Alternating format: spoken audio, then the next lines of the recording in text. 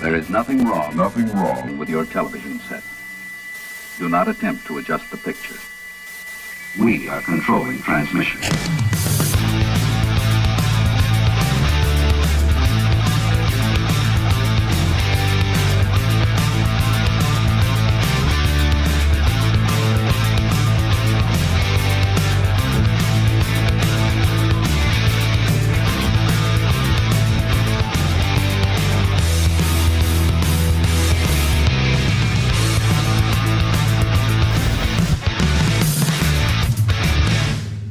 We're here. We're here. If it starts raining really hard, you might hear it. Hopefully you won't. We had a little electrical storm out there, had a little lightning, a little thunder, but it is July in Florida, and it was 109 or something today. Record highs. At sunrise. Jeez. So, yeah, anyway, we're glad you're here. Refurbished rods is what we're going to work on tonight. I already got the Dremel out. Got the regular drill. We got some pieces and parts. Hunter's already told me that he's not excited about the cleanup after this show because I'm no. tear some stuff Yeah. up. You are good at that for after sure. the guys just did an incredible job in here. They cleaned the studio up. Fire Marshal Bill was in here last week, so we got passed with flying colors. Everything's safe. So we're good to go. And yeah. Ready to get it all messy again. That's it. We're ready to tear Parts this and place pieces up. flying everywhere. Yeah. Yeah, so I see you got a rod up here, and I think this is going to be most of the show, right? Is working on this rod and getting it Pretty much. almost back in working order. Obviously, we can't show everything, but I know you're going to spend some time and attention. We're going to be talking about how to refurbish this reel seat and maybe even some of the grip, the cork grip. Yeah, and lack thereof. Well, it's seen better days. That one has, other than being like chewed on by Lolly the pet dog, that one's pretty rough. It's a little beat up. But we're going to talk about one that is not quite as chewed up with this one here. So this is just maybe seen a few better days, but it's looking a little rough. But in reality, the cork's not too bad. So we're going to also reference this one here. We've also got some guides that look really, really bad on this rod. It's amazing that they're actually still intact. I agree with that for sure. Yeah, I don't even know when this one was made. I mean, this is old Johnny Morris special here. Yeah, tournament. What is this? Tournament special? Tourney special. Tourney special. Tourney special. Yeah, The old IM7 graphite, whatever IM7 means. Oh my goodness, I always like that. We always get that a lot. You know, it's like, oh no, it's IM6 or no, it's IM7. It's like, what does that mean? Mm-hmm. And then nobody can really tell you. Yeah. I mean, is what it is. But all right, we've got a little housekeeping, don't we? We do. We won something. Didn't we win something? We won an ICAST award. Is that what it was? No, I can't believe it either. I don't know. That's crazy. It was awesome. It was. And I think, because I saw a little chatter, and I think the cool part about it is that I'm trying to figure out how I want to say this. I think the cool part about it is, no, we didn't reinvent the wheel, right? But everything came together in such a very specific manner. For those that don't know about ICAST and how all that stuff works, the people that win these awards, whether it's a completed rod or it's the power pole trolling motor or it's the kayak with the jet drive that won, these are items that are not only how well are they engineered, but they have to be brought to market in a good way. Everything has to be packaged in an attractive manner so that when you have a buyer from Dick's Sporting Goods or something like that, they look at it and go, yeah, that looks awesome, and we want those. Because you have a lot of buyers and influential people in the industry that come out and yeah, okay, if it's a cool color, or yeah, no, that looks like that'd work, or so there's where I'm going with this, in this very long-winded explanation, where are you going with this? is that it takes so much more than just, oh, it's a rod building kit. Because all y'all are already in the know. If you're here watching us, or if you're a rod builder, you already know.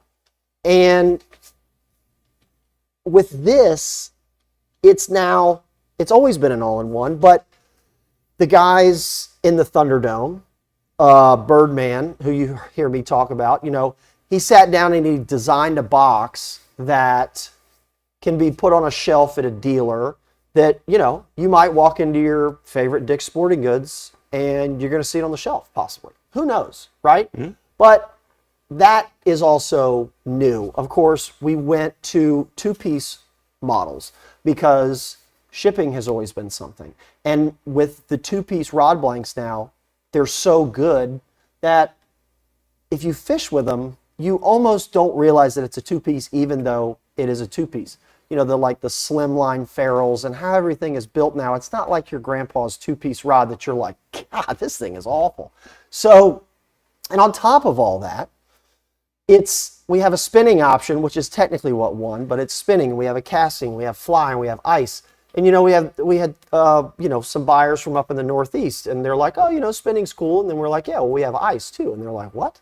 So it really kind of got the buzz around rod building at a show that, not that they don't welcome rod building, but nobody typically goes to ICAST solely to be like, I want to see what's new in the world of rod building, or I want to see, I'm here to buy rod building stuff. So it's a very interesting, ICAST is a very unique thing. We stand out like a sore thumb there, but in a great way.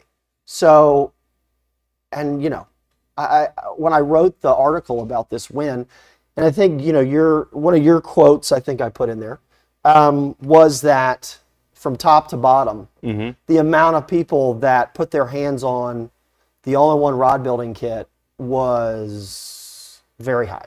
Very high. Yeah, absolutely. I mean, this is definitely a very special award for me and also the company too. But yeah, Chris, you're right. I mean, the amount of hands that were in, this project of creating these all-in-one kits. Marketing team, you mentioned Ryan doing the box design, but obviously there was more than just the box design, creating the artwork for the instructions that go inside of it. Our products team, coming up with the member items, the proper items that need to go in this kit that makes sense for a first-time rod builder. Yeah. And ordering those parts and doing the purchasing and logistics to get those products here. Big shout out to our assembly team in the warehouse for putting these kits together. We don't bring these in from overseas and they're ready to go off, off the container. Yeah. Those are assembled in-house here at Mudhole. So yeah, so think of it as like if you got a Lego kit and you had to put it together and you have no directions on how to put it together. So we all sat down and, I mean, how many times did we go like, that needs to be included, but that doesn't? Oh, No, yeah. never mind, that needs to be in it, but take that out. And then we're like, hey, guess what? Here's the box. Now, all of that needs to go in it. So, do we need to change the height of these? How do these need to break down? And how does this box need to fit in that box?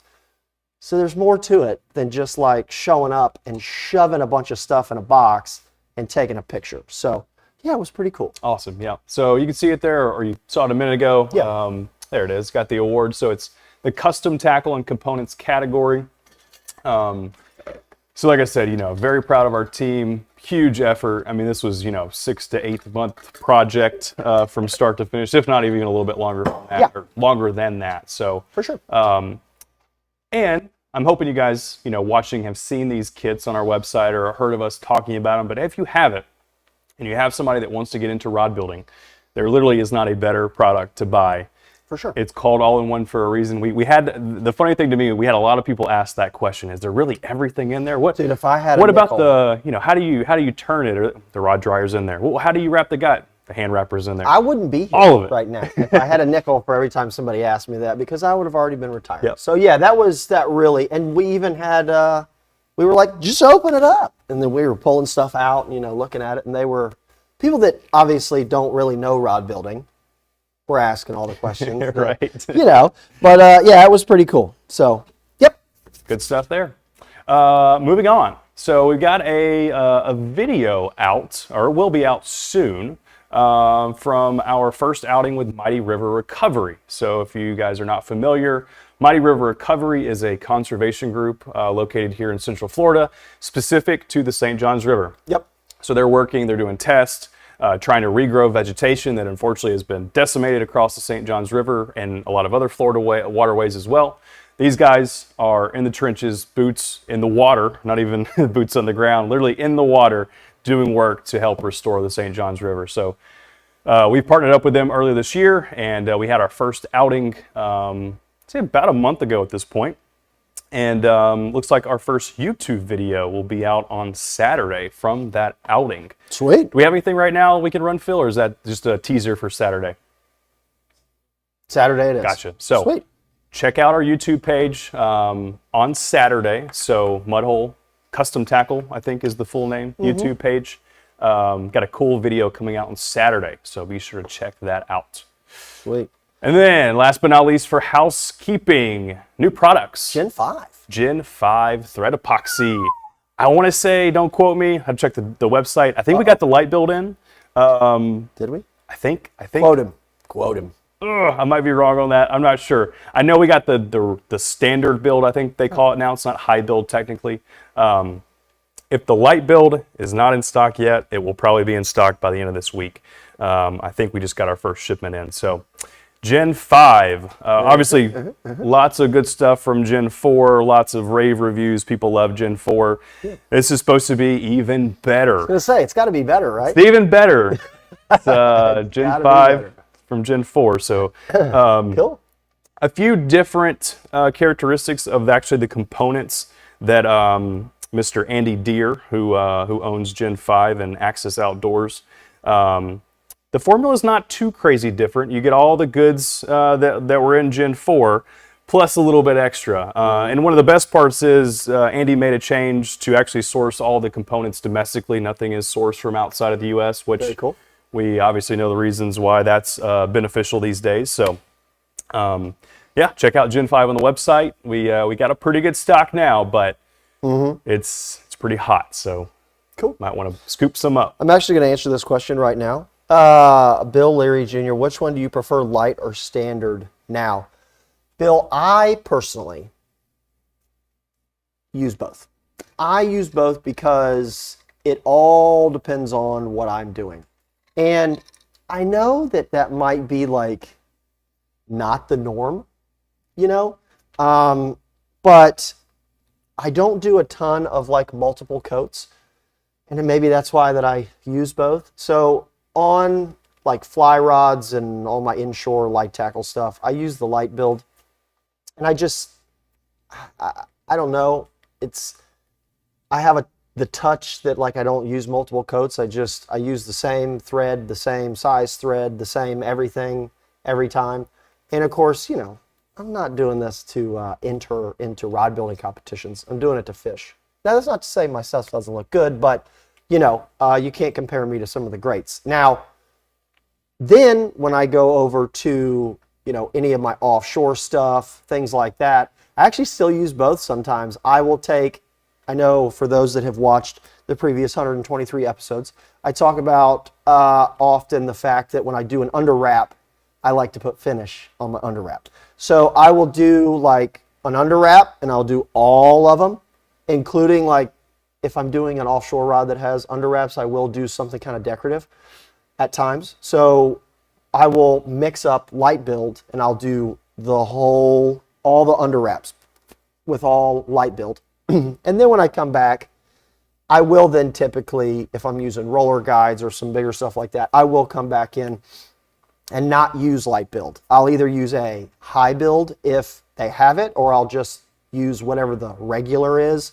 from, you know, any of the different manufacturers. So it depends. I know that, you know, I'm not telling you this just to make you buy both, but I just have both on hand, and I do it. I know people that are like, oh, I'd never use that. I only use light. You know, it's just like the people say that they hate that finish and love this finish.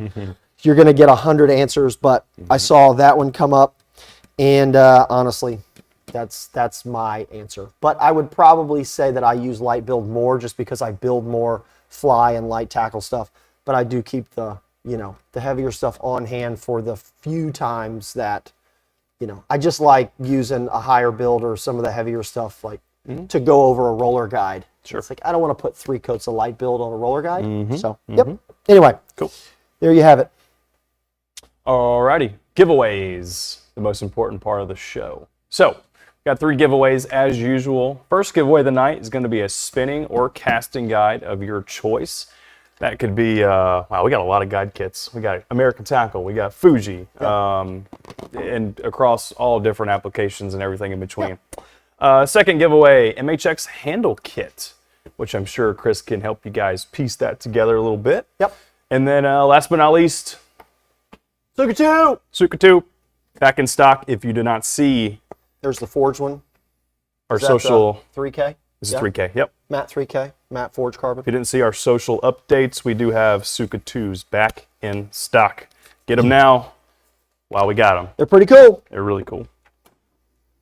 All right. And also, for those that have questions about the Tsuka 2,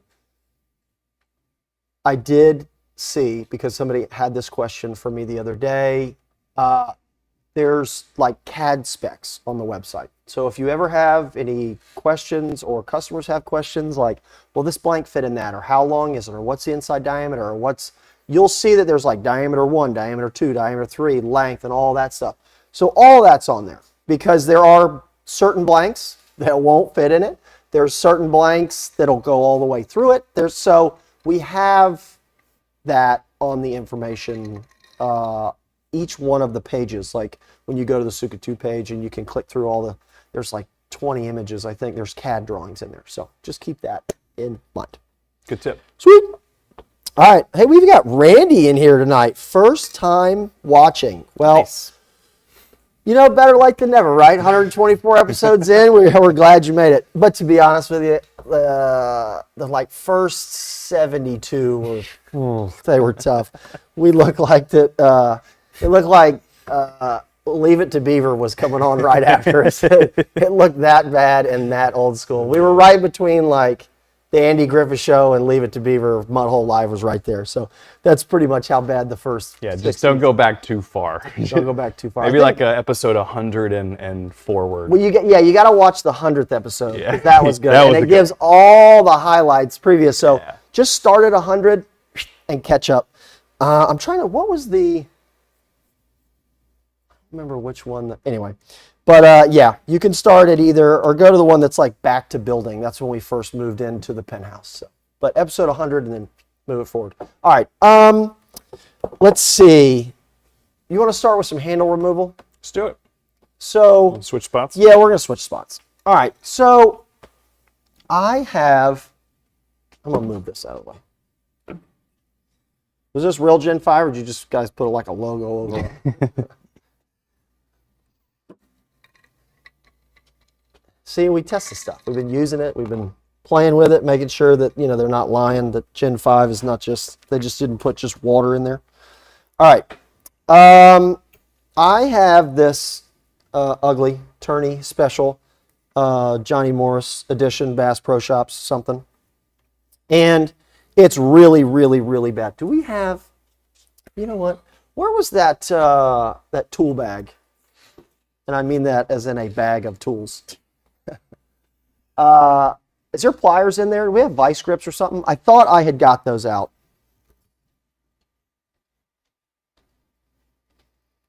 Thank you, Heidi.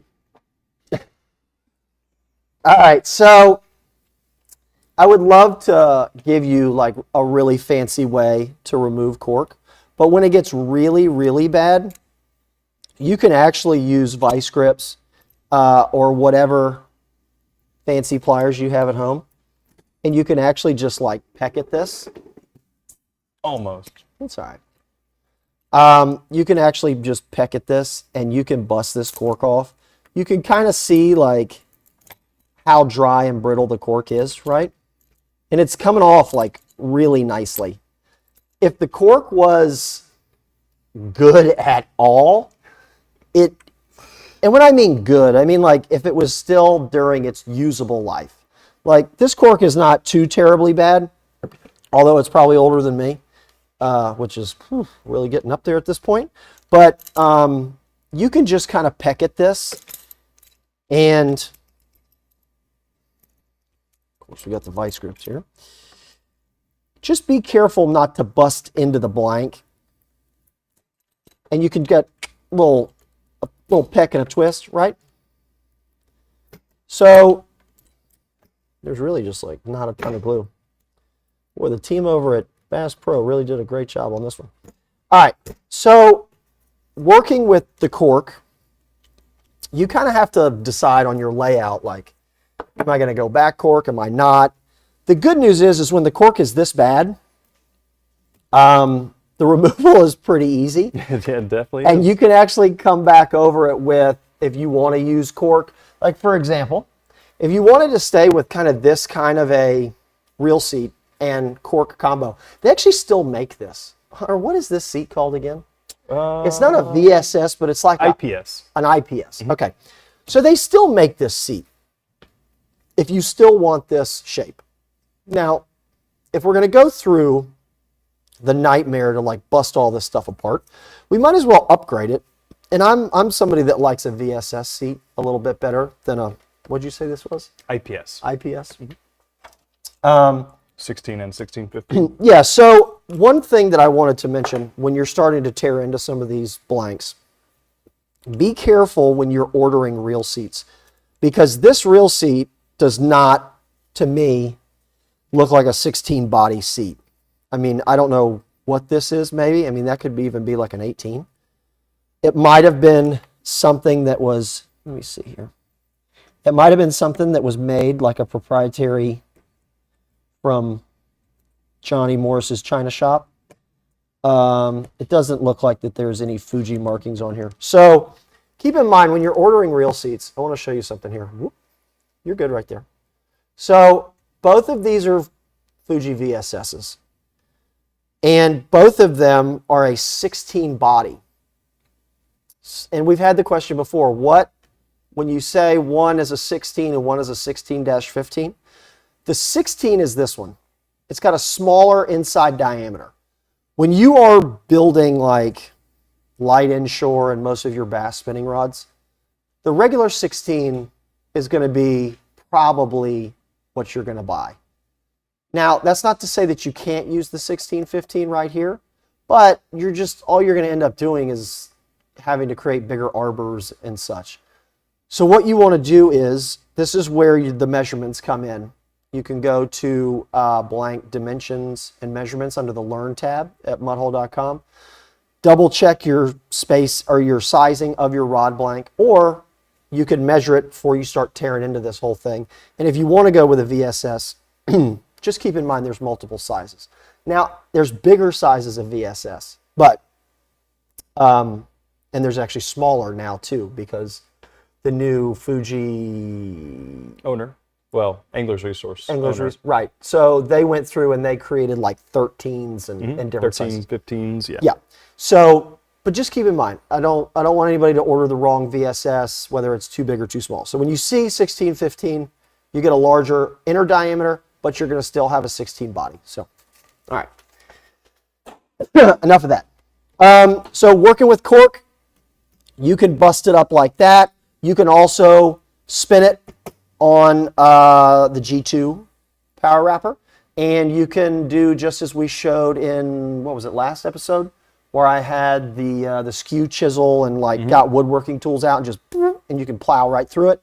It all depends on like how big of a mess you want to make. So that's what it comes down to. Speaking of making a mess, I've got the Dremel tool out here. Right here, we're going to cut this off. Now, there are a couple different ways that you can go about this when you want to remove a reel seat.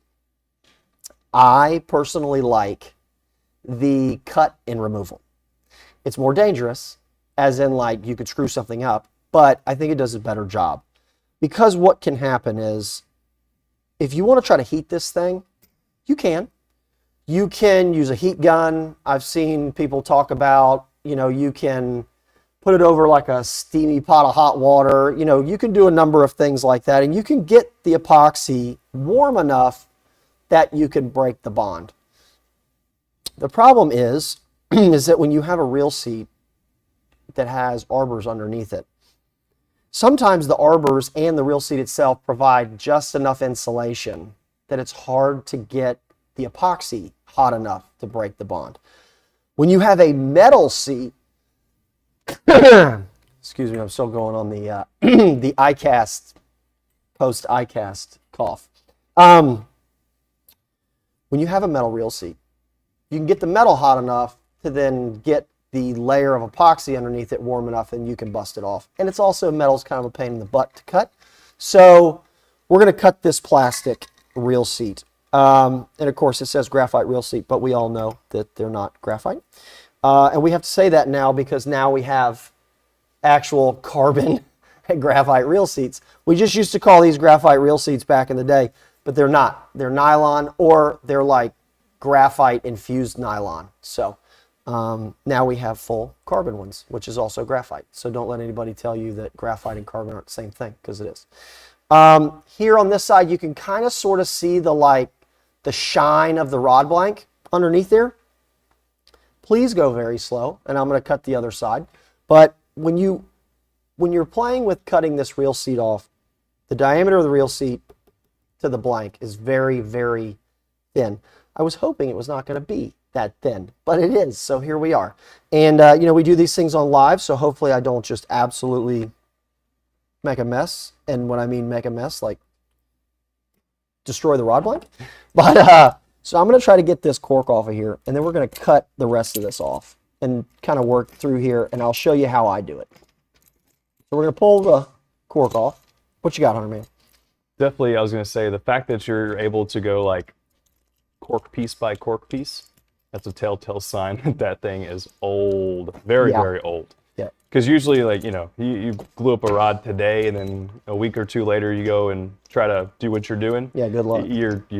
It's not going to be nearly as easy. So that is the one good thing about older fishing rods, especially ones that are decades old, is the removal of components typically is much easier than brand new rods. Yep. All right. So I also, another word to the just wise here on this thing. You can see, okay. So I've grabbed the reel seat. So I've cut one slit in it, right? I kind of I cut the one slit in this because earlier we were taking bets on what was underneath this and how bad this was going to be. So I did, admittedly, I did a little pre-show prep. Now, you can kind of see what you're working with when you do a little at a time, right? So we got the cork off of here. I'm looking at the reel seat. There's no built up glue back here in the back. So that is, typical of probably what I would assume we would find on this type of a build. And then also, we've cut down through the threading. Now, you could do this a couple different ways. I purposely went at if we're going to call this 12 o'clock, right, at the 0 axis, I purposely went down the side of the threading and then missed this big chunk of plastic here. So I just cut through this little collar right here, and then I'm going to go right down the side of the barrel because the barrel extends back, right? So it's just like a VSS, sort of, right? So you see there, this piece, it's just like this piece. So what I did is I cut it at the 9 o'clock position. If this is 12, over here's 9. I cut down the side of it, went through that one little piece, because this up here is thicker and all of this is thicker, and then that's thicker there too. So I'm just trying to cut through a side of it, also knowing that I could grab, see it's spinning now. So that gives you, again, another little insight to this whole thing. So I also know that then I could grab this and use this piece to either bust it apart or whatever. So there is a little bit, when you start cutting things, try to have a little bit of a plan. And maybe you wouldn't do it this exact way, but that's what I did. I purposely cut down the side here, and I'm going to cut down the side of this so that I can, if I needed to, use this little piece here as like a leverage point to like open the seat up and bust it.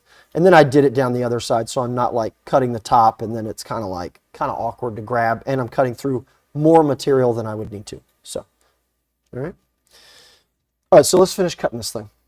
I can probably, because the total lack of glue, I'll honestly have to make one cut.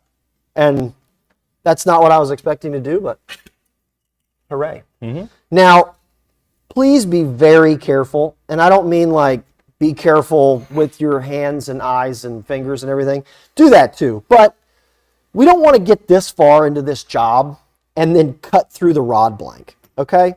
So the good news is that this is the hardest one that you'll probably ever have to do because there's literally no arbors and no glue or anything.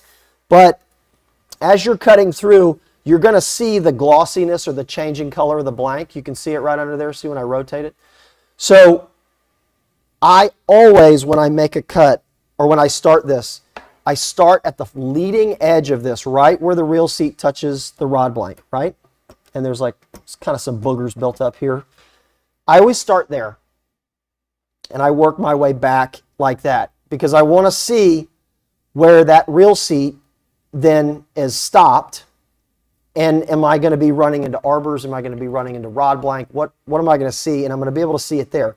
If I go back here in the middle of the threads, I can't really kind of see, but I can at least have the rod blank here to gauge as I'm looking at it like this at an angle of like, am I through the reel seat yet? Am I not quite? And of course I'm cutting, like I'm creating a groove in this as I go, but I always start from here on the leading edge rather than like work back this way.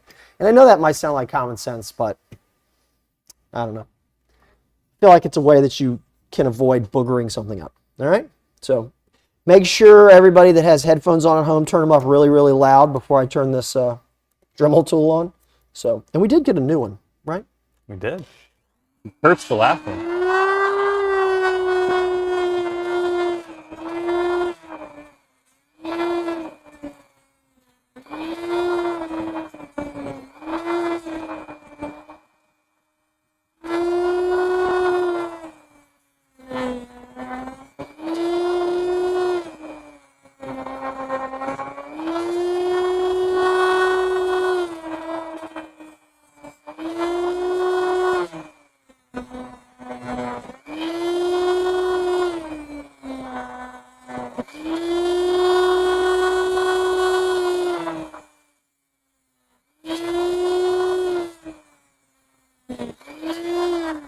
I'm also using the hand and tool rest. Nice.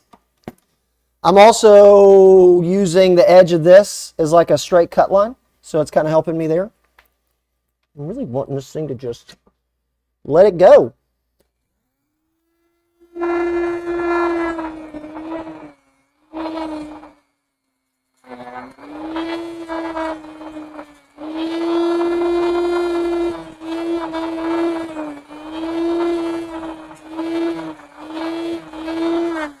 I don't know if we can see it there. You can just, probably not.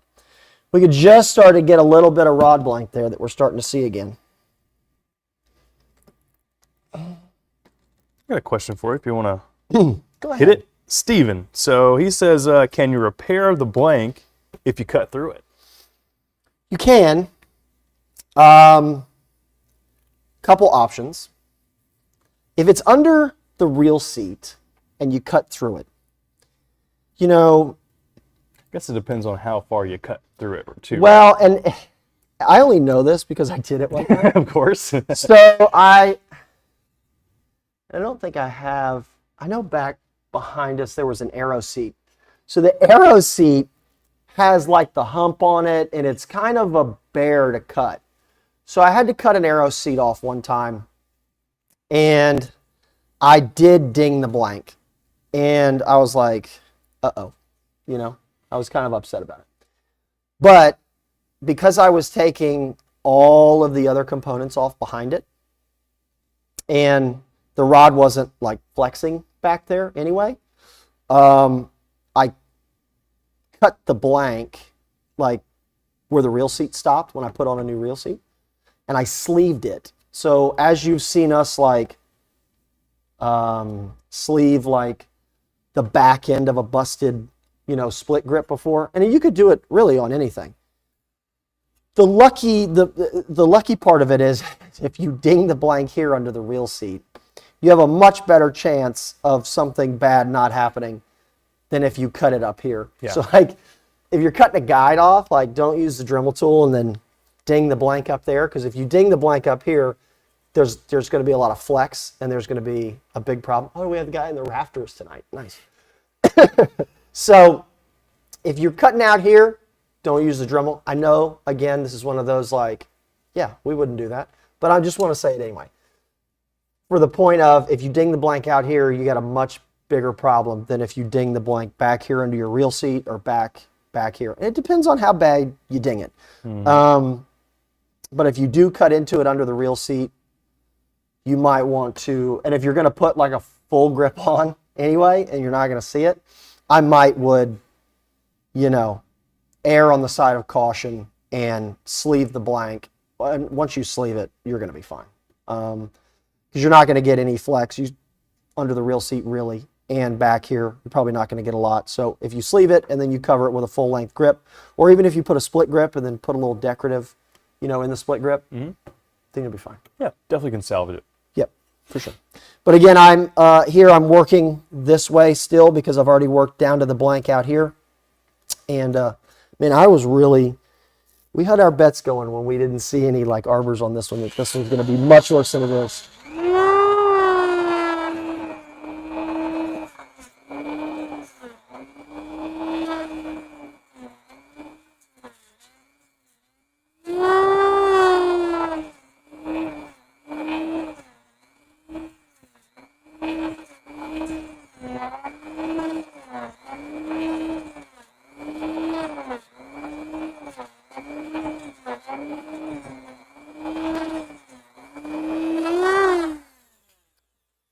And who would have thought, actually, that this rod would have lasted as long as it did with hardly any epoxy or anything under this reel seat? Yeah, there's not much holding that reel seat to the blank. That is for sure. The funny thing is it feels like there's a ton right now. I'm trying to get it hard. When you want to get it off. I'm just trying to avoid having to make another cut. That's all I'm doing here. So,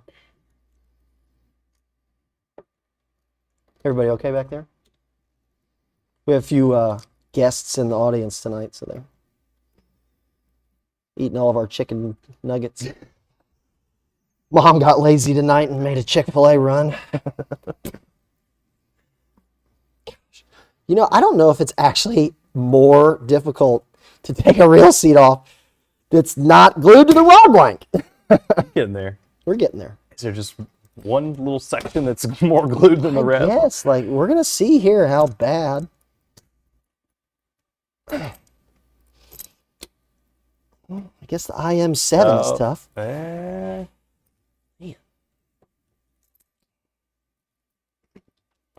See, you guys act like that we don't do this live. We're doing it live. I really thought I was going to have to make additional, cut down both sides. Oh, you almost got it. I'm trying to be somewhat careful. Yeah.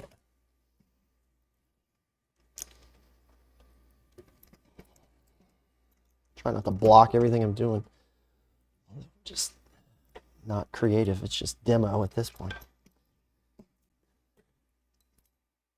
I do like putting it in the jaws here.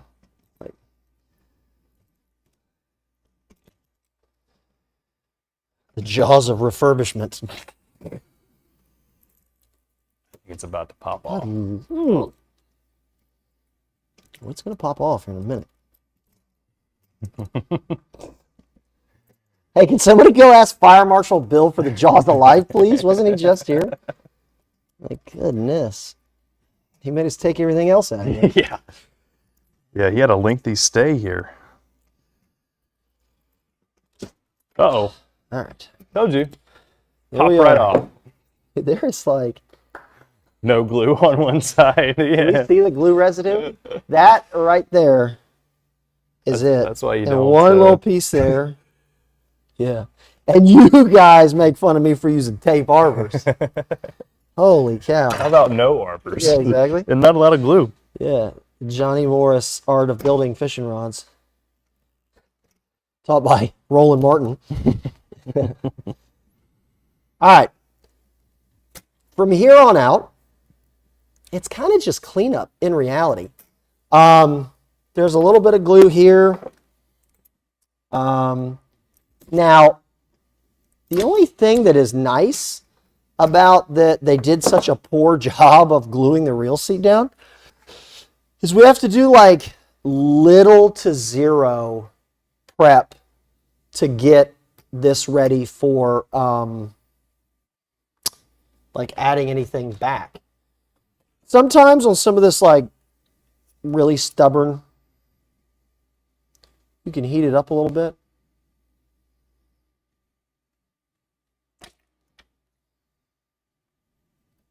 Even the old stuff will get soft. See that? Chip some of this off. Honestly though, like from where this reel seat's at, there is so little glue. I don't even know how much I would like worry about it. So, Uncle Phil, there's back there, there's some sandpaper on the top of those, like on that chisel. Can you get that box of chisels and that sandpaper, please? You guys moved it all around and I got all messed up. You see it? Yeah, right there. Thank you. Heidi, everybody. Thank you. Uncle Phil, appreciate it.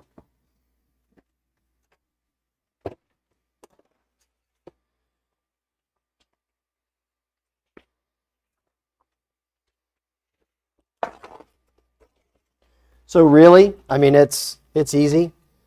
I would always make sure that you're using some sort of a, mask or something. But you can see there's a tiny little bit of glue here. And you can honestly just, did I turn this thing on? Whoa, whoa, whoa. Hello. Well, you got guides on this thing. It will. Good? Mm-hmm.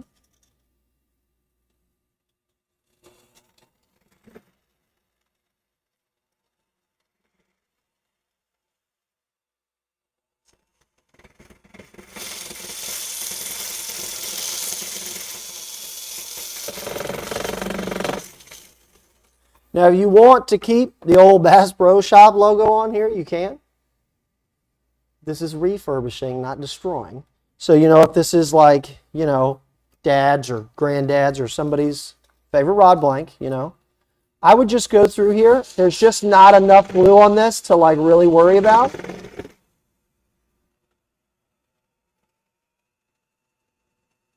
But I would run it and scuff it. There is a clear coat on this. You can see it's kind of turning white there. That really gives you how little glue is on there, okay? You can go at that as hard as you want, but I can almost guarantee it that it's not even worth it to take that completely off, okay? You got a lot of room to work with though, in terms of don't be afraid to sand this stuff down. The blank's got a clear coat on it. You're really not. You really got to get pretty aggressive to booger this up. So what grit did you use there? Like 3, 4. That's 80. That's 80. Okay. That's 80, but I purposely just did 80 because I was just doing a little bit. If you were gonna do like out here on this epoxy, like this old epoxy, if you notice, there's no epoxy back here, like 0, 0, none. Out here, I wouldn't go 80. Because you're going to be jumping off the epoxy and onto the rod blank. I'd probably go a little bit higher. You can also, like I said before, you can heat a little of this up. This type of a bonding epoxy doesn't soften as nice as like rod finish epoxy. So you might not, let's see what this does. Yeah, I mean, that came off pretty easily. So I would do this rather than, you can see where it's not hot. it kind of is a little bit of a bear to get off, but you can lay that razor blade on its side and let it come off pretty good. I went through the clear coat right there a little bit, but it's fine. Just took some color off. It's not a big deal. Not really into the blank there. I'm just thinking and talking out loud here. Yeah. So. And in reality, I think that's probably a little bit overkill. It's not a necessity, we'll put it that way, right? Like you're going to put epoxy and you're going to put your grip over that and it's going to bond just fine. Well, and you know, honestly, like if the entire length of this reel seat, see, I took that epoxy off there. See where I scuffed it? That's not into the graphite. That's just through the clear coat and the color. So I wouldn't worry about that. That's not like, if like that much epoxy was this whole thing, I would care more about it. But clearly it's not. So I just wouldn't. Nobody's ever going to see it. But more important, you're not worried about the bond being a poor bond. So, but you can see there, just a little bit of heat will have that peeled up nicely. And you can see when you get into the finish a little bit, because you'll bring up the clear coat and you'll bring up the color. All right. So, from here, it's just tearing all of this off. Luckily, it's not a huge deal.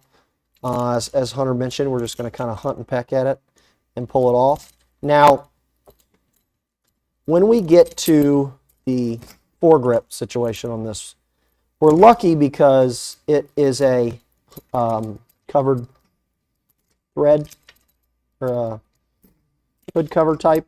Hidden thread. Hidden thread, yeah. Sorry, I'm trying to walk and chew gum at the same time while I'm getting this apart. If this cork ever does become like a bit of a pain and it doesn't want to bust off, like that one was really nice. You can come through and, like I said, get your little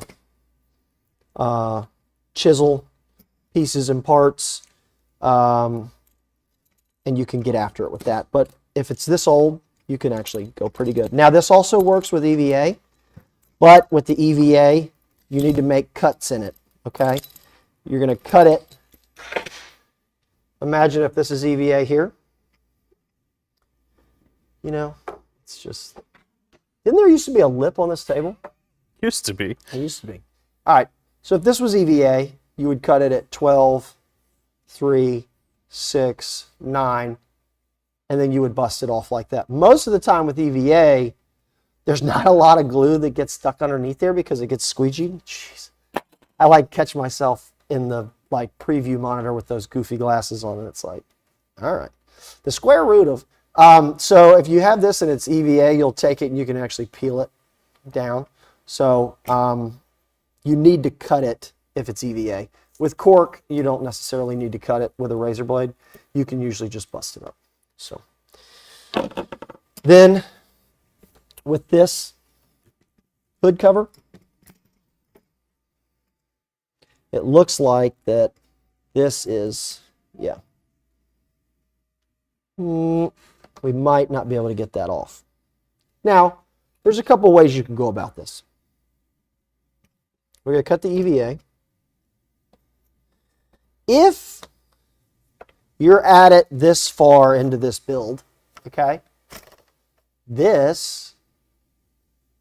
don't cut this. You don't have to, because we're going to take all the guides off this rod and then just slide that out and go the other way with it. So don't go through and do extra work when you don't have to. But you can cut that EVA off, or you don't have to.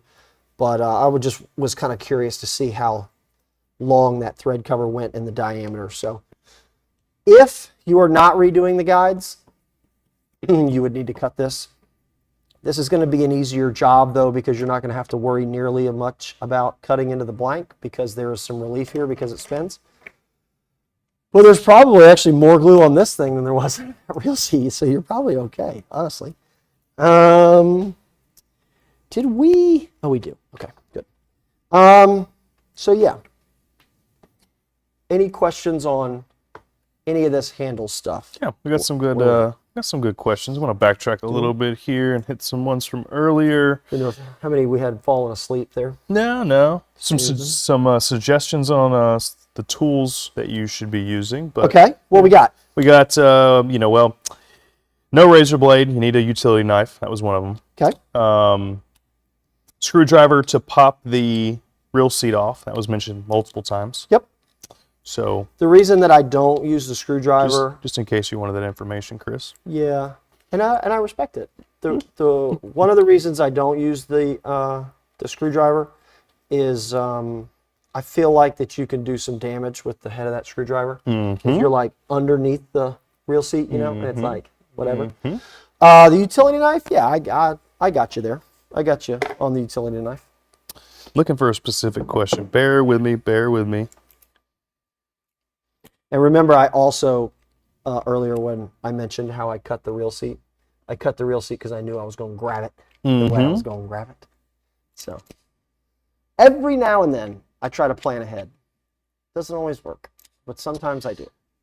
But keep the suggestions coming, please. Oh, here it is. All right, Chris, not you, this other Chris.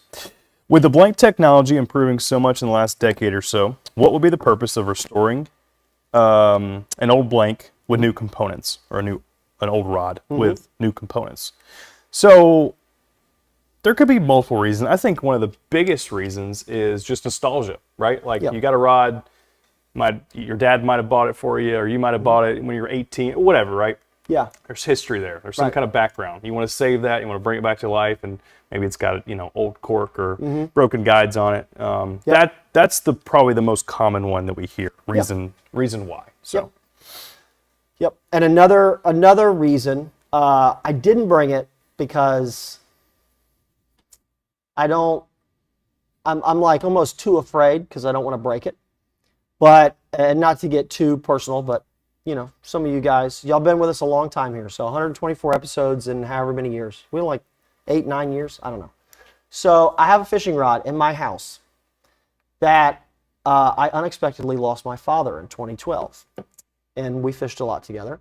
And there's a fishing rod that is like, it's an all-star, and it's got an Abu Garcia 5500 C3 on it. I think everybody that is, I'm 42, anybody that's old enough remembers like the Abu Garcia round reels.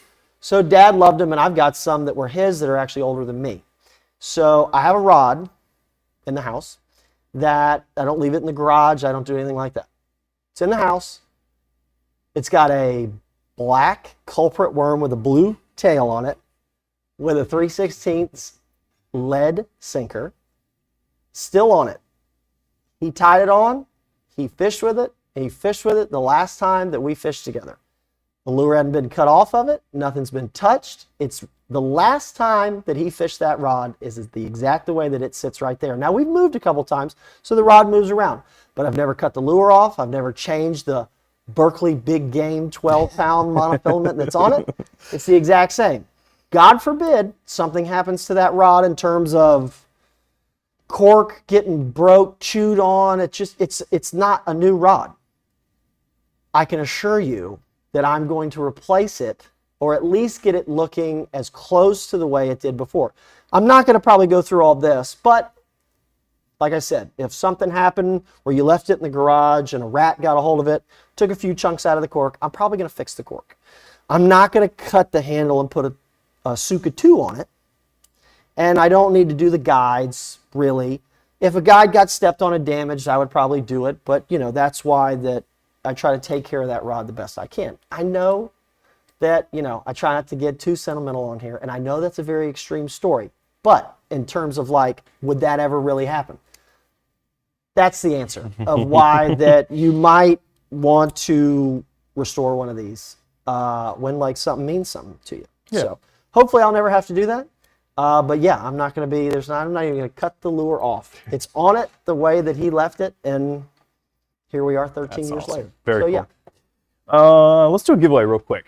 I got more questions, but I think we're overdue for a giveaway. Yeah, I would say. Let's get that first one. That was heavy enough. Let's give something away and have some fun. I gotta lighten it up here. Yeah. Sorry. All right. Giveaway number 1, spinning or casting guide kit of your choice. Like I mentioned earlier, we have So many variations of guide kits. Great selection of American Tackle guide kits, Fuji guide kits, and plenty more.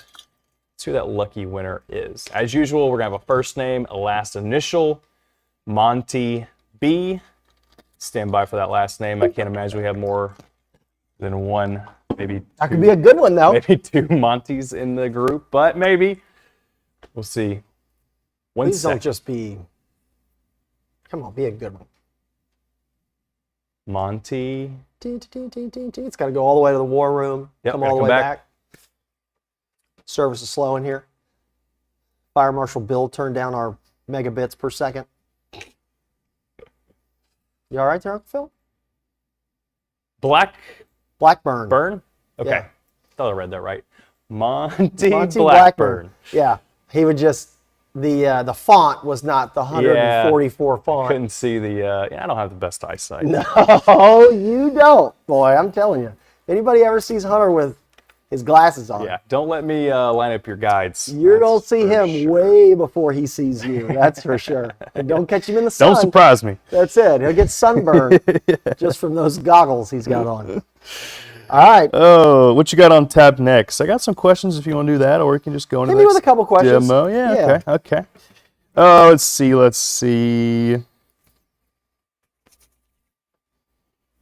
Oh, it's a good one. Okay. Oh, missed it. Here we go. Found it. How would you go about removing it if it were cork/rubber composite and not natural cork? What's the process there? Similar to like EVA, or how you tackling that? So I would try to cut it. You're probably not going to be able to cut the composite unless it's old and brittle. The composite cork does not lend itself well to taking a utility knife and cutting it. It's so like dense and it's kind of grabby because of the rubber in it. I would, but you can't break it. So I would go back to the vice grips. Now, we didn't show because we didn't have to because the cork is so brittle, but you can. The Benford 8100 Central Machinery chisel set. This is what we use when we do like any type of turning stuff, okay? So the composite cork will turn, but I can promise you that it's kind of grabby. So it's just because of the rubber in it. So if you want to use one of those to get it and turn it down, but be really careful because it's dense and it's kind of grabby. And if your stuff isn't sharp, so I would probably just break it. I would just try to do my best to just take and just peck at it with the vice grips. I feel like, and sometimes even if you don't have vice grips, but you got like offsets, you know, that are going to lock at different widths, that sometimes is better than the vice grip. Again, we don't have a full, you know, the snap-on guy does not visit Mudhole, so we don't have a giant tool chest. So we just have a pair of vice grips, and the vice grips is like the duct tape of, you know, pliers. So that's what I would do. I would just be careful with that composite stuff because it can like bite you because it's so grabby. What else? All right, got familiar name, Al Bassett. Glad to see you in here, Al. Yeah. Hope you're doing well. He's got a cool one here, cool story. I have a fishing rod that was my father's and that was over 70 years old. Sweet. That we have restored, and we just keep them for keepsake. Love it. Pretty cool. What else we got here? Oh, something I wanted to touch on too, because we get this question a lot, and I saw the question in there.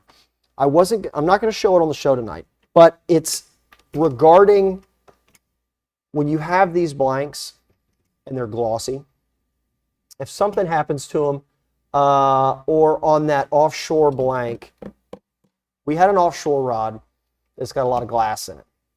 And a lot of those are painted. So they're painted over the fiberglass, they're painted black, or they're painted whatever. Sometimes those offshore blanks, when they show a lot of wear, they show a lot of wear through the paint, and then now you're going to get like white stripes on the rod blank, and it's not white stripes. You're actually getting where you've worn the paint off. So if you come back in and you paint them, if you can get a hold of like Don, that backbone, and you want him to repaint it, strip everything off and give it to him. He can make it look like whatever. If you're trying to be in a budget and you want to just get it back to what it was, get you some Krylon Fusion. You need paint that has a flex agent in it. So if you know how to run a paint gun, great. But you got to paint. The paint has to have a flex agent put into it. Okay. So whether you use automotive paint or you use whatever, it's got to have a flex agent in it. Then, if you want to clear it, clear it. Or if you got to rattle can it, you can rattle can it, and you can actually permagloss over the top of it. You can. Permagloss is so thin, it's like water. So it's almost like guys will even use it to like dip lures in, because you will get just a paper thin coat, and it's an epoxy. It's a urethane moisture cure type. You need to let it turn, but it's so thin you can kind of like do it in sections at times. So don't worry about, like, you don't have to take it and pour it in a big tube and dip it. You can do the whole blank. Don't do it inside unless you have well ventilation, because it will light you up. But yeah, you can do it. You can do one coat. It cures very, very quickly in high humidity environments. I mean, here in Florida, your dad, we were doing one day. I think we had there was like 15 minutes. Because we were putting it on guide wraps.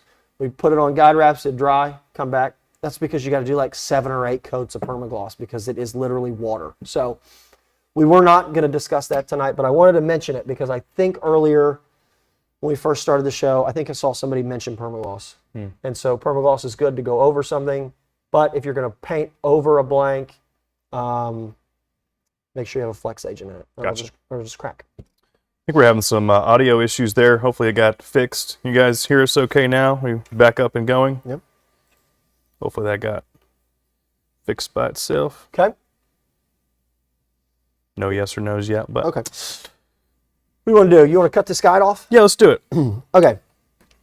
So in terms of guides, I'm surprised this guide is actually still here. I know, again, this is, not rod building 101, but for those that do this professionally, just hang tight, because we do have people in here that are new, including Randy, I think was his name, right? All right. So when we cut a guide off, we like to try to stay on top of the guide foot, as it's like, it's our own personal like barrier, so that we don't cut into the rod blank. Okay. So you can see here at the end of the guide foot, where it's all like black and gross, that is usually a spot where, you get rust happens. If the finish is breaking down, you get like a break right there, and you get breaking and cracking back here. This is another reason why I say you need to be careful with how much finish goes back here by your guide, by the uprights, because then you get all this like cracking and breaking, and then you can just like flake it off, right?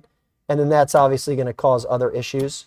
But you can see here, I have no idea how old this rod is, but it is very old. So all that buildup back there, that's going to cause cracking. So take our lighter. This is really one of the only times that I recommend using just a regular Bic lighter. You know that you can smoke out guide finish, so that's why we don't use it. But we're going to heat up the guide wrap a little bit. Do not go crazy with this, okay? You can melt a rod blank and you can cause a problem.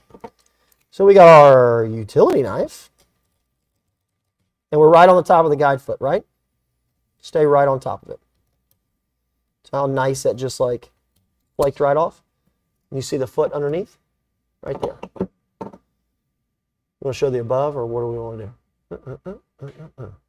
So now we've got the guide foot there. I'm going to add a little more heat.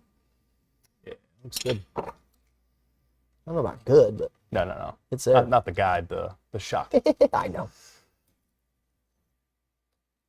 I'm surprised you couldn't just pluck that guide right off. Yeah, right? I probably could have, but then I wouldn't have shown him anything. Now, the good news is There we go. This will often peel, right? Because you have thread underneath the finish. Obviously, now the guide's just going to slide right out. And you can peel this, and you're just going to get a big, like, flake of finish and thread, right?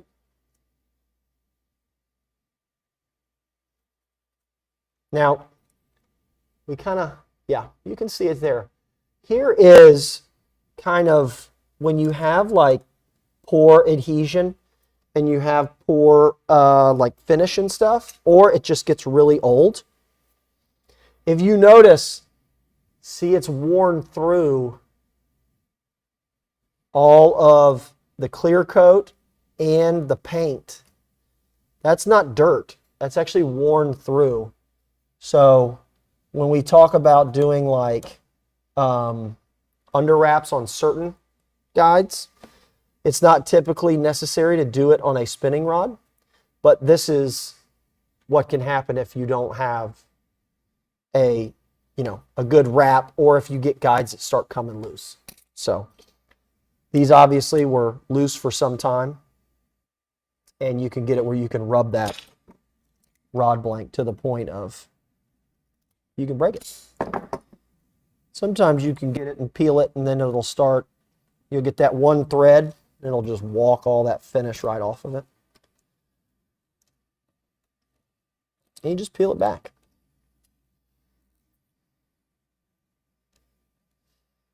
Now, I am somebody that if I'm going to restore it, I'm going to put the guide right back where it was and use the same length of wraps and everything. Maybe if I'm not going to use the exact same thread color because I don't have it, but I am not going to sweat getting all the like little residual marks from the finish, because you're going to have this thread imprint on the rod blank. So there we go. There's the last little bit of that finish. You're going to have this little, you can't, I mean, you can see it, but it's kind of a weird, like, it's just all the finish that kind of leaked through the thread as it should. If I am just going to take a brand new guide and set it right back there, I'm not going to worry about taking all this off. Now, another like word to the wise. I am not somebody that likes using things like acetone and some of this stuff. Those chemicals, you know, I think they can be pretty harsh on your skin and yourself. You also need to be very, very cautious if you're going to use a pretty powerful chemical on a rod blank that is old, because you could very well start taking color off of this thing. You could start taking clear coat off of this thing, and you could create a bigger problem for yourself than you got right now. If you want to leave some of this, like, see, these are like kind of rub marks. If you just want to get it back but leave some of the character of it, I'm not going to worry about, you know, all of this here, and I'm going to put a guide right back there. But let's say hypothetically that you're going to completely change the look of the entire rod. I would do a test spot, you know, down here in the reel seat somewhere, and get you like an acetone or get you something like that, and see if it pulls color off, see if it pulls finish off. And if it does, and that's okay with you, then by all means, continue throughout the whole thing. Maybe even take a high grit sandpaper and knock the gloss down, repaint it, and come back over it with permagloss, or like, you know, a clear, like an automotive clear out of a spray gun with a flex agent in it, and you can change everything. But obviously, that's going to be up to you or the customer that you're doing this for. So in terms of You know, do they even want to leave this goofy label that says tourney special? I don't know, you know. You can get this off as well. This has got finish on over the top of it. You can heat this up, you can peel the finish. You could peel that decal right off. Now, it's going to be a little bit of work, and you're going to have to pull all this finish off if you really, really want to take it all off. But that's just on here as a decal. You can see the decal still under the finish. So, and there's like a little edge right there. You can see where it's kind of like a problem because it's lifted. You could also just wrap over it with black. You could. Put some epoxy, the thinnest coat of epoxy over that. Yep. And then now you have kind of a new base to work off But of. see how thin that finish is right there?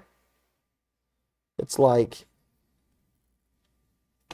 very, very, very thin. And you can take this off. And it's, you know, it's really not all that hard. You're probably going to have a better chance of scratching the rod blank when you're pulling this off than anything, right? You notice you can see the sticker right there too. See it? So that's really just thin. I'm actually surprised that epoxy is not yellower than it is. Maybe that was Gen 1, maybe? from 40 years ago. Gen 0.5. Gen 0.5, yeah. Did you cut that right there, or was that like that already? No, I didn't cut that. It's epoxy just peeling right off. Yeah. Anyway, so, you know, just a little bit of heat on this stuff really goes a long way, especially when it's on the rod finish. Yeah, Raymond has actually got a good suggestion. Heat gun and a popsicle stick. Yep. Good, good call there. Yeah, and the heat gun, of course, will. The only thing that you got to be careful with the heat gun is the heat gun blows, too. So, like, I just didn't feel like blowing all this cork everywhere. But, yeah, you can see how fun and tedious this is. But the blank and everything still looks pretty darn good under all this finish. And it's really not that bad, you know. And you can work in longer sections than I'm doing there. And you can peel off pretty good length. So it really all just depends on like what level you want to get to when you want to pull all this stuff off. Now remember, you can take this rod blank. What is this? This is a medium heavy. I think this is really funny. It says it's a medium heavy action. Good for you, Bass Pro Shops. First of its kind. Good for you, Bass Pro Shops. So medium heavy action, 6 to 17, I'm sorry, lure weight, 1/4 to 5/8. You could turn this, keep in mind, you could turn this into a casting rod. You could tear all this off. Since we're going to tear the guides off anyway, you're going to come back and you can put casting guides on. Keep in mind, that's where some of this other additional prep has to come in, okay? Because the guides are not going to go right back here. You're going to have to do new guide spacing. You're going to have to do new static deflection and all that stuff. So you are going to have to work at pulling all of this little bit of, you know, kind of hairy finish marks off of it. But at that point, I'm going to take all of these guides off and I'm going to work through all this. The blank is beat up enough that I might just, like I said, I might just do the whole thing, honestly, and not even worry about like spot check it. And you could totally, if you're good with paint or if you want to get Don to do it, Don could totally rematch this entire, the color. So you could take it, take all the clear coat off, knock that down. He could repaint it because he's going to sand it anyway. Knock it down, and you could turn it into a casting rod if you want. Also, if you, you know, end up dinging the blank down here, something I didn't mention earlier, you could always put this in a Tsuka too. So if you really cut into the rod blank, you could then cut it and come in with a Tsuka too, just like that. Because it would be pretty darn close to, you would be adding a little bit of length to this, but not much. So you take it from a 6.6 and you can make it a 6.8 or maybe even a 6.9. Would be, that's the perk of the Tsuka 2, is the assembly, the install, especially for something like this, so much easier than having to worry about, you know, full grip and then a real seat. And because I just would have I would have just stopped with this and just cut it right here. And then just put that piece down into the Tsuka 2, because that's where the real seat was. Yeah. And then technically that's the real seat of the Tsuka 2. And then work it right there. Add 3.5 inches to it, and then you're ready to go. Especially if you're not, if you're leaving your guides as is, and you're not taking those off and redoing them. The Tsuka 2, obviously, you install it from the butt end of the rod. Easy peasy. Exactly. So easy. Yep. You could always put the Tsuka 2 on it and then take it back to Bass Pro Shops and try to return it. So I got this rod here. Look at how old this thing is. This thing is junk. What happened? Yeah. And watch one of the $8.50 an hour Bass Pro Shop employees try to fumble through that one. All right. All right. What else we got? Lots of questions. Oh, no. We want to hit another giveaway and then do a bunch of questions and finish it Yeah. out here. Yeah. Let's do it. I don't think we have any other crazy. Anything left? I did see that this is actually a Fuji guide. And I would cool. say this is probably one of their hardloy guides. Yeah. Older than you. Super old. Yeah. Older than Probably you. almost as old as you, Ooh. if not older.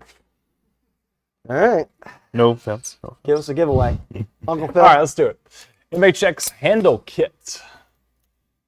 What do we got for giveaway number 2? Who's our lucky winner of the MHX Handle Is Kit? it already almost 8 o'clock? Almost. What are we doing? Mike F. Mike F. Stand by for that last name. I'm sure we got several Mikes in the chat. Probably. So But we got only one can win. only one can win. Who's it going to be? Who's it going to be? Mike Foster. Just another layup. Mike Foster. Who's running this thing back there? Come on, guys. Congrats, Mike.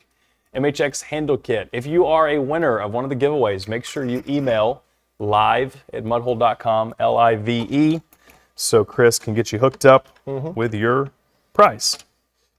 All right, What else we got? let's do some questions. Are we doing rapid fire, or are we just... Let's do it. Well, hang on.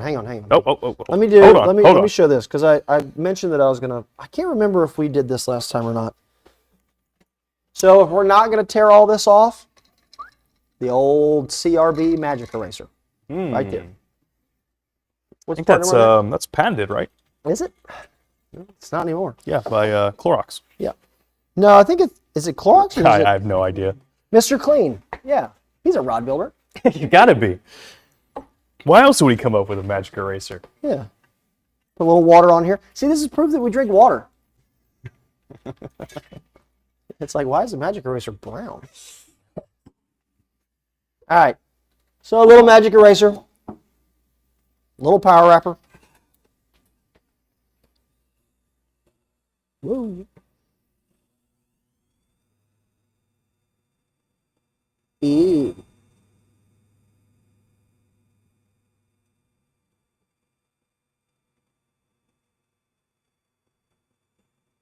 Now remember, magic eraser does have a little bit of abrasion in it. So you got to be careful. But looks pretty good. You can scratch things with this. So there you go. Nice and gross. Clean. Yeah, it's clean. Clean. Yeah. Yeah. So if you just got to have it, you know. Now you can also, if you want, you can do that, or you can also use sandpaper. Sandpaper is not against the law, right? Do a little piece here.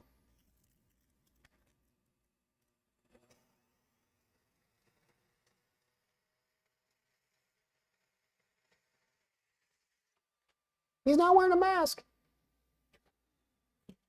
You can sand it too. But be careful, because you can see just a little of that. Yeah, go quick. It'll hump it. real quick. It'll go real fast. So, and that was 120. So, 2 options. Mr. Clean Mr. Clean. or Mr. Sander. Mr. Sandman. This is a mess. See, I told you I was going to make a little bit of a mess. All right, we got some questions? Let's do it. How do I get back? There we go. All right. Oh, let's see. It's time for rapid fire Q&A. Ooh, your Bass Pro comment hit some nerves. Yikes. Oh, did it? A little bit. It was supposed to. It's funny. Of course it is. I got it. It was hilarious. Although, apparently, according to Brian, are we on the clock yet? Yeah. I'm hitting it. $20 an hour in Washington, so there you go. Sweet. Whew. Anyway. That's $8 because it was so ridiculous you could tell that it was a joke. What's the smallest running guides you would use for running braid to a leader on bait casting gear, running 30 to 65 pound tests to a 12 to 20 test fluoro leader? That's a good question. Depends on the knot for me. That's a fair Okay. point. So if you can tie like a real slim knot, like an Alberto, and you know, if you want to do an FG too, more power to you. An Alberto will go through 5s and 5.5s. Okay, remember Fuji makes a 5.5. I love a 5.5 for that reason. It'll go through a 5 as well. Anything over a 6 is going to add more weight than you want. So we're actually coming out with some new kits that are actually going to be a little more for like saltwater and inshore. Mm-hmm. Those kits on purpose are going to have size 6s in them.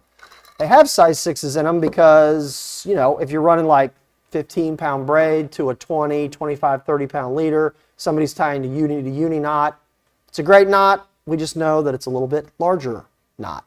So if you're tying an Alberto with those diameters, you can run 5s. Don't run 4s or 4.5s. Run a 5 or a 5.5. And I really like the Fuji 5.5 for that. Color preserver. Does it stop the epoxy from adhering to the blank? I never, ever, ever use color preserver when I'm wrapping guides. If I want the color to stay the way I want it to stay, I just use the Color Fast thread, or I use a thread that doesn't require a color preserver, or I just use regular nylon. Because one, I like the look, and two, I want the finish to go all the way to the rod blank. You know, we've done a few like sort of tests in here. I think, and I think your dad also believes this. Mm-hmm. So, you know, if you want to yell at me, I also have Bob behind me on this one. I don't think that it allows the finish to get through nearly as well. Mm-hmm. The reason also being is like, you know, some of the incredible, talented Mary and Wes Christie when they're doing decorative stuff, and she wants things to like be held into place and not move, mm-hmm. and have like a coating over them that's not finished. What does she put on it? She puts color preserver on it. Okay, yep, sure does. So that to me sounds like a barrier to keep other things from soaking in or soaking through, which is not what I want my finish to do. Yeah. So I'm going to say, yeah, I think that it's a problem. Color preserver has a time and a place. It is not for everybody, Yep. but it definitely has its place.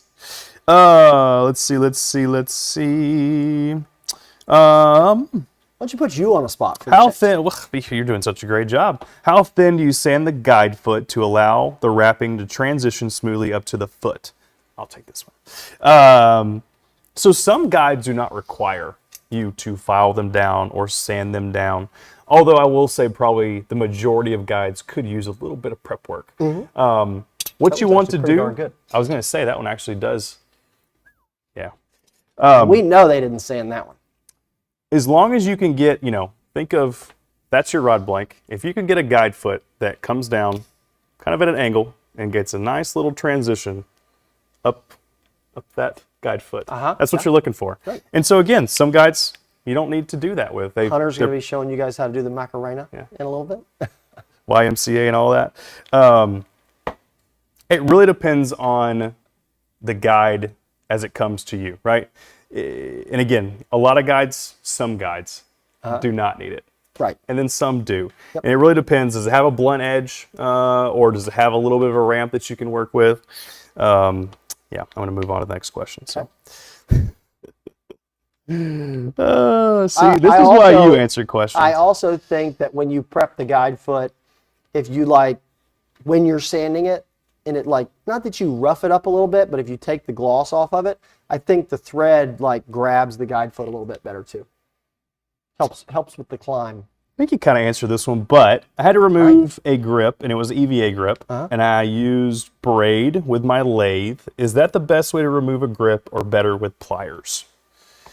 I mean, if it worked for you, you know, the braid and EVA thing is great because it cuts it like really nice. Yeah. It cuts it nice when we're like turning custom grips and we want to make different, you know, pieces and sizes. So yeah, I mean, braid and the EVA for certain. If you've got a lathe and you can do it like that. The reason that I've used the like cutting method is because usually I've gotten lucky enough that I can grab a piece and peel a whole piece, almost like you're peeling a banana. And that's just kind of like, it usually makes quick work for me. Yeah. You know? But I bet if it's like really brittle, it probably doesn't peel nearly as well. Speaking of brittle, this is a really good question. I don't know if we've really dove into this one before. Okay. Is glass / carbon fiber / graphite can get brittle with time? Can it get brittle with time? Like too dangerous to play around for a refurb. Not sure what that means, but yeah, I think I know what he's asking. Like, is there a point in time where like the carbon or the fiberglass or whatever that like you're going to set the hook and it's going to like blow up because I don't really know. I mean, if a rod is 50, 60, 70 years old, maybe. But I would say, like, you know, that rod right there, probably what, at least 2 decades, maybe 3 decades old. Yeah.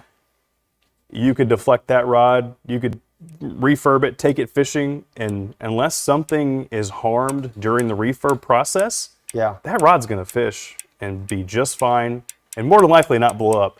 The thing with fishing rods in general, whether they're glass or carbon or graphite or whatever words you want to use, to my knowledge, those materials do not degrade significantly over time. And I say that because I personally even have rods that are pretty old, and I guarantee you I could go fish with them and they're not going to blow up. I mean, I don't really see, like, you know, how many boats, you know, that made out of fiberglass that you see kind of get restored and kind of whatever. I mean, yeah, obviously if they get damaged and things like that. Right. But I mean, you know, and granted, the glass has got some paint over it and some finish and stuff, just like a fishing rod is. Sure. But, man, I don't know like what the lifespan would be. I think there would be so many, like, did it get left outside? Did it, you know? They get, you know, knocked against the side of the boat, or, you know, you put it in your truck. But I think just in like pure age, I think that there would be too many like outside forces of, like, if you had a 50-year-old graphite rod blank that sat inside of your house and like didn't see the sun and didn't have any like external forces on it to make it degrade other than just time, I don't think any of that is going to be a problem. So this was, I think, an early on question. What about metal reel seats and gimbals that have rivets, specifically vintage Magnuflex rods? Doesn't ring a bell, but I think his general point there is, how about just aluminum or metal components and trying to get those off? Yeah, as I had mentioned earlier, I think the good part about the metal components is that usually you can get them hot, and you can't always get like a nylon seat hot enough to like affect the stuff underneath it. The bond, yeah. Yeah, the epoxy underneath it. If it's riveted though, that's tough. You're gonna be doing a little drilling. Yeah. But if it's riveted and it's through the blank, then you should just be able to drill out you should just be able to drill that rivet out, and you shouldn't cause any harm to it. I haven't ever personally seen a blank that had anything like riveted through it. I'm not saying that they don't exist, obviously. You know, I don't even know that brand or whatever, which I'm sure was plenty before my time. But it sounds, I mean, it's cool if that's what they used to have and it worked. But yeah, heat would be your friend on something that is metal. And of course, you need to wear gloves and things like that. If you got to cut it, you got to cut it. But I would really try not to have to cut it. And the metal is going to be your friend and not having to, cut it. How about this one right here? So Benjamin, when turning cork handles, do you recommend getting a lathe if you're making a lot of grips, or will the CRB power wrapper handle it? I think it depends on like the different things you're going to be doing. I don't think you're going to like wear this thing out in terms of just like running it and sanding it and things like that. If you are turning a lot of grips and you want to get into, most people that like, oh, I'm just going to turn some cork grips, then they usually like venture down the like acrylic rabbit hole and they do some other stuff. I'm not going to lie, it is kind of nice to have like a dedicated lathe. Sure. The other good part is if you really start doing a lot of that stuff, I know like if I am turning a lot of cork, I don't turn the cork where I wrap my rods at.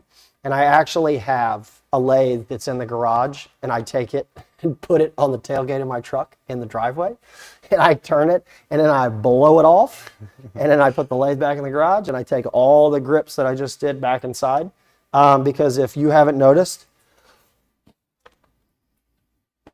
we didn't even turn that many grips. And this is a disaster. And it's still in the air, if you can see it in the lights. So it's a mess. So I would, if I'm going to turn a lot of them, lathes aren't that expensive. And I think, we've heard a number of guys and girls in here that do a lot of turning. They end up either with 2 machines or a lathe and a power wrapper. But if you're not doing a lot, then the G2, you're not gonna burn it up just doing cork. It just doesn't need enough. I can see all the cork dust on your screen. Yeah, it's great. Appreciate it. Yeah, right? It's just something to remember me by. I got to give a shout out here to Oscar. I saw he's commented multiple times. Okay. He's from Costa Rica. Oh, sweet. Been building rods. Gave Did us he a couple. say where in Costa Rica? Did not. I'm sure he'll answer though. Awesome. Oscar, where are you from in Costa Rica? Went there a couple years ago. Loved it. You been, right? Yeah. Didn't like it? No, I like it. Yeah. Gave me them rolled eyes. Wasn't sure. What else we got?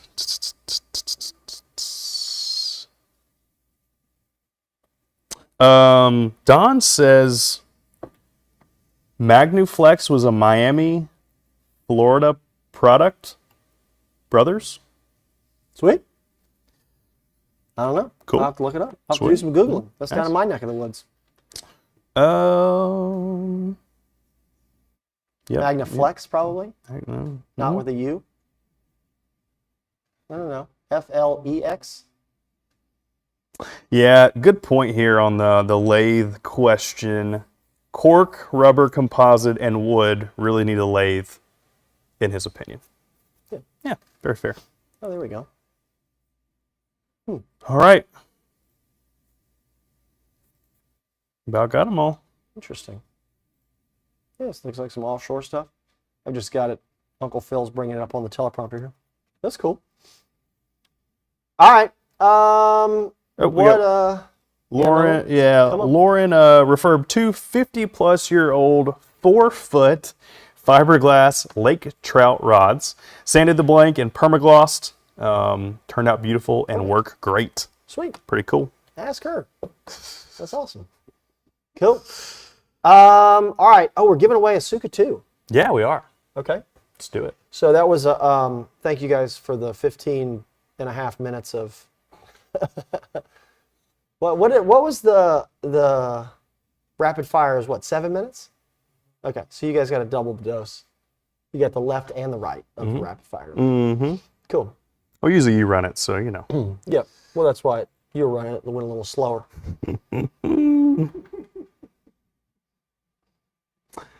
So last giveaway.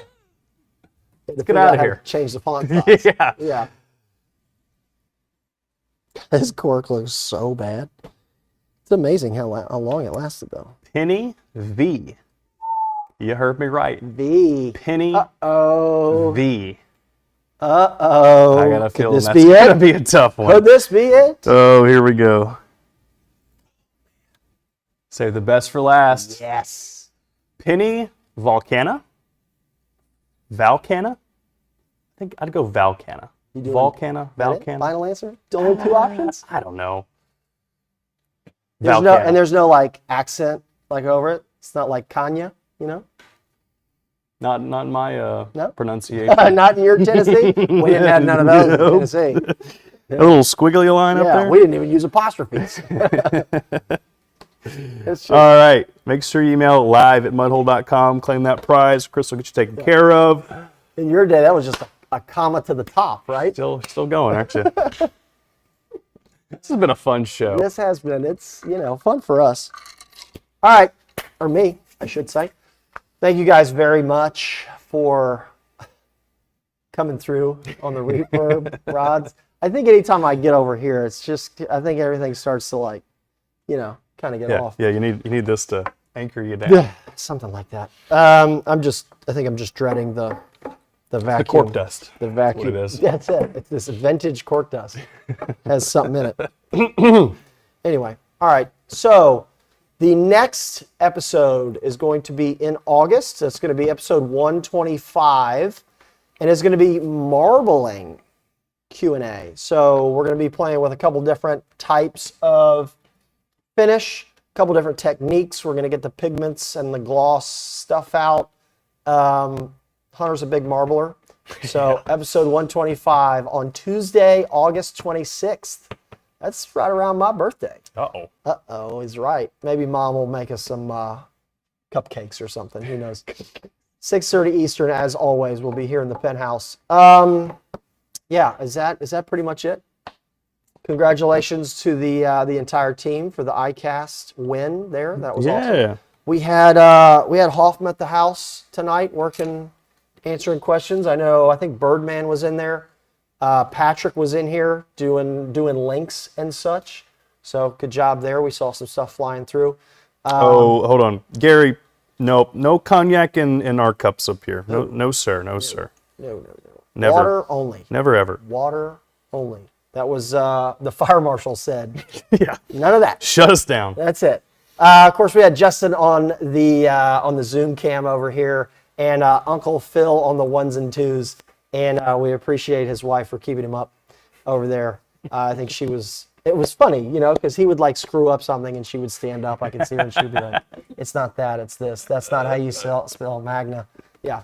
So, it's wonderful that, we can have her join. I think she just knew we had Chick-fil-A in the building tonight, is what I think. But anyway, so I am Chris Adams. Hunter McCamey was my right-hand man tonight. Thank you guys very much for joining us, and we will see you in August for Marbling Q&A. Thanks for watching. Have a good night.